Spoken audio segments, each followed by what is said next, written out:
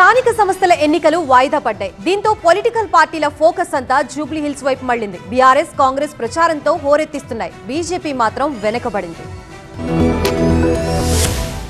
Jubilee hills BJP అభ్యర్థి రేసులో లంకల దీపక్ రెడ్డి, జూటూరి కీర్తిరెడ్డి మధ్య పోటీ గట్టిగా ఉన్నట్టు తెలుస్తోంది.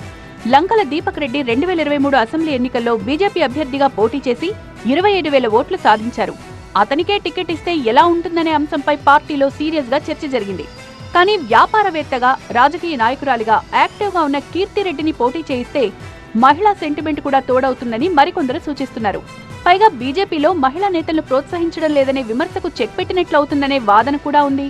వీళ్ళిద్దరితో పాటు 2018 ఎన్నికల్లో గజ్వేల్ నుంచి పోటీ చేసి ఓడిపోయిన ఆకుల విజయ పేరును ఢిల్లీకి పంపినట్టు తెలుస్తోంది.